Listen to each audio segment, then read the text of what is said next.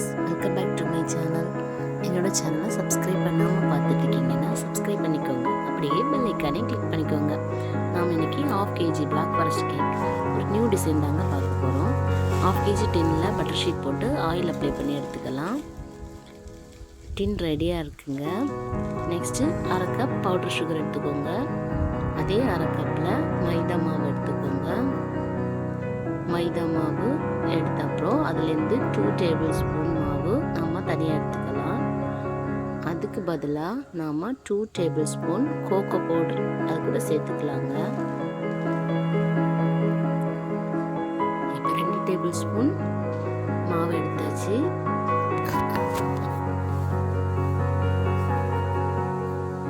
அது கூடவே நாம் 2 டேபிள் ஸ்பூன் கோகோ பவுடர் சேர்த்துக்கலாம்.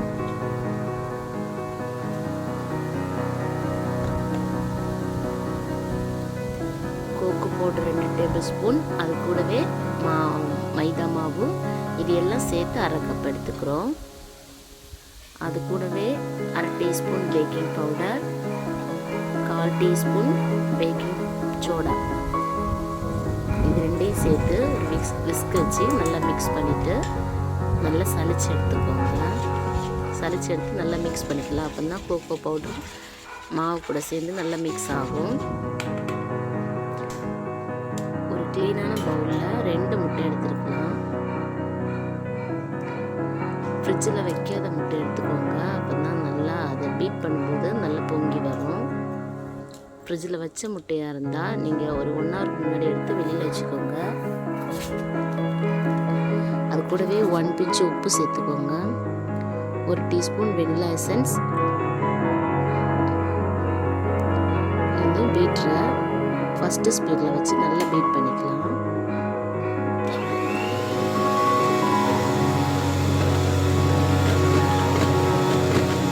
முட்டை கொஞ்சம் நொறிச்சு போட்டு வந்தப்பறம் 1/2 கப் பவுடர் சுகர் எடுத்து வச்சுருக்கோம் இல்லையா, அதை ஒரு 3 வாட்டியை சேர்த்து நல்லா ஃபஸ்ட்டு கொஞ்சம் ஸ்லோ ஸ்பீடில் சீனி கரையிற வரைக்கும் ஸ்லோ ஸ்பீடில் அடிச்சுக்கோங்க. அதுக்கப்புறம் ஹை ஸ்பீடில் வச்சு நல்லா பொங்கி வர மாதிரி அடித்தப்புறம் ஒரு 2 டேபிள் ஸ்பூன் வெஜிடபிள் ஆயில் சேர்த்துக்கோங்க. சேர்த்துட்டு ரொம்பவே பீட் பண்ணக்கூடாது, ஒரு மிக்ஸ் தான். அதுக்கப்புறம் சளிச்சு வச்ச மாவை 3 டைம்ஸாக சேர்த்து ஒரு விஸ்க் வச்சு ஸ்லோவாக மிக்ஸ் பண்ணிக்கலாம்.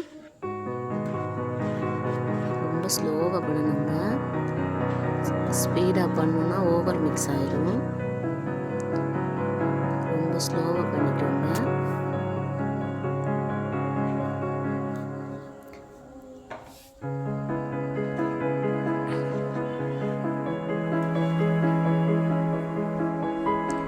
பேட்டர் ரெடி ஆயிடுச்சுங்க. நம்ம இதெல்லாம் ரெடி பண்ணிட்டு இருக்கும்போது ஓடிஜியை 180 டிகிரியில் 10 மினிட்ஸ் ப்ரீ ஹீட் போட்டுக்கலாம். இப்போ பேட்டர் ரெடி ஆயிடுச்சு.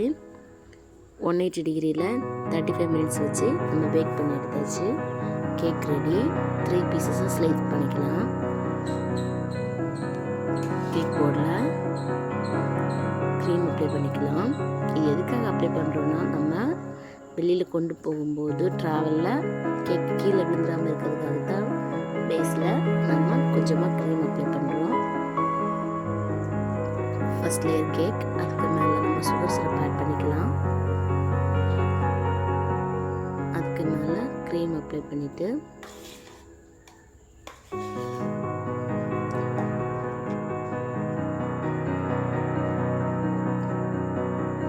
க்ரீம் அப்ளை பண்ண அப்புறம் கொஞ்சமாக ஸ்ட்ராபெரி க்ரஷ் சேர்த்துக்கலாம். அதுக்கு மேலேயே நம்ம சாக்கோ சிப்ஸ் போட்டுக்கலாங்க. சாக்லேட் திருவி போட்டுக்கலாம். எனக்கு கொஞ்சம் வித்தியாசமாக பண்ணுறங்கிறதுக்காக சாக்கோ சிப்ஸ் எடுத்து வச்சுருந்தேன். ஸோ அதனால சாக்கோ சிப்ஸ் போட்டுக்கலாம்.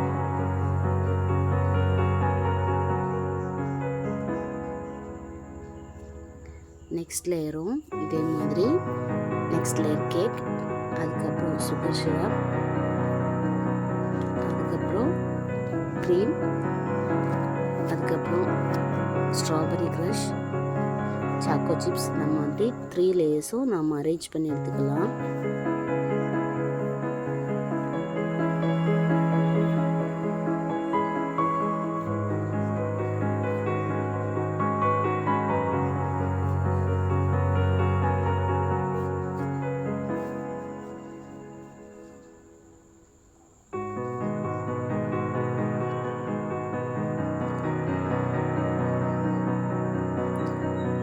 சிப்ஸ் தாராளமாகவே போட்டுக்கலாங்க. அப்போ தான் சாப்பிடும்போது அந்த சாக்கோ சிப்ஸ் கடிப்படும்போது கொஞ்சம் சாப்பிட்றதுக்கு நல்லாயிருக்கும்.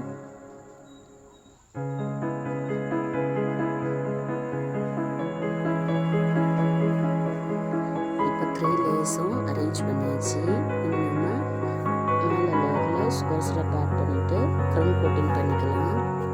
க்ரம் கோட்டிங்னா வேறு ஒன்றும் இல்லைங்க, கொஞ்சம் க்ரீம் எடுத்து ஃபுல்லாக அந்த சைடில் மேலே எல்லாமே நீட்டாக இது பண்ணி விட்டுருக்காங்க.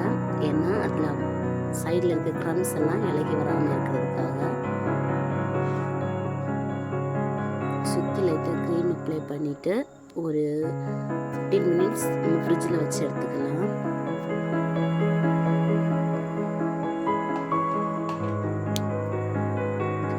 க்ரம் கோட் பண்ணியாச்சுங்க. இன்னும் 15 மினிட்ஸ் கழிச்சு மெயின் கோட் பண்ணிக்கலாம். 15 மினிட்ஸ் ஆகிடுச்சிங்க. இப்போ ஒரு பைப்பிங் பேக்கில் க்ரீம் அப்ளை பண்ணிவிட்டு அதை இதோட வெளி லேயரில் நான் சுற்றியும் அப்ளை பண்ணிக்கிறேன். இந்த மாதிரி பண்ணும்போது எல்லா இடத்துலையும் ஒரே அளவில் சேமாக க்ரீம் அப்ளை ஆகுங்க. நம்ம சுற்றி லைன்ஸ் ஏதாவது போடணும்னா இப்படி பண்ணிட்டு போடும்போது அது பர்ஃபெக்டாக இருக்கிற மாதிரி இருக்கும். இல்லைன்னா ஒரு சைடு க்ரீம் அதிகமாக இருக்கும், இல்லைன்னா ஒரு சைடு க்ரீம் கம்மியாக இருக்கும், அந்த மாதிரி ஆகிடும். ஸோ நம்ம இதே மாதிரி அப்ளை பண்ணிவிட்டு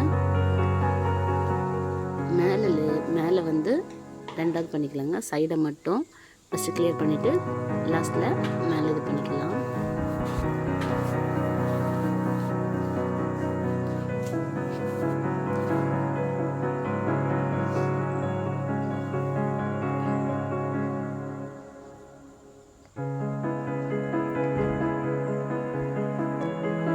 ஒரு ஸ்க்ராப்பர் வச்சு லைன் கொடுத்துக்கலாம்.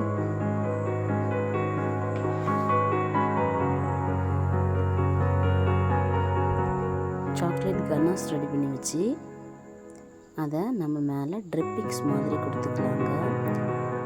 சாக்லேட்ஸ் ப்ளஸ் க்ரீம், அதாவது 50 கிராம் சாக்லேட் எடுத்திங்கன்னா 25 கிராம் க்ரீம் எடுத்துக்கோங்க. விப்பிங் க்ரீம் ரெண்டையும் டபுள் பாயிலிங் மெத்தடில் மெல்ட் பண்ணால் சாக்லேட் கனாஸ் ரெடி ஆயிருங்க.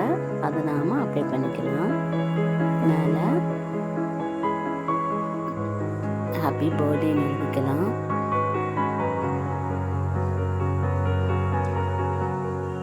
இந்த எழுதில் சின்ன குட்டி நாசில் இருக்குங்க, அதை வச்சு தான் எனக்கு எழுதி பழக்கம். இதே நாசில் வச்சு சைடில் எல்லாம் சிம்பிளாக ஒரு டிசைன் கொடுத்துக்க போகிறேன்.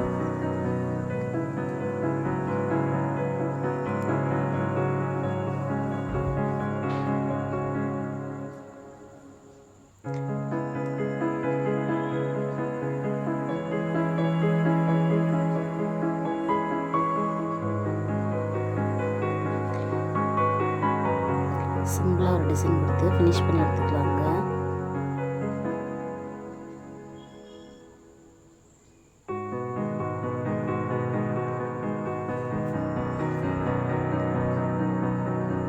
அங்கங்கே சின்னதாக ஒரு குட்டி ஹார்ட் போட்டுக்கலாங்க.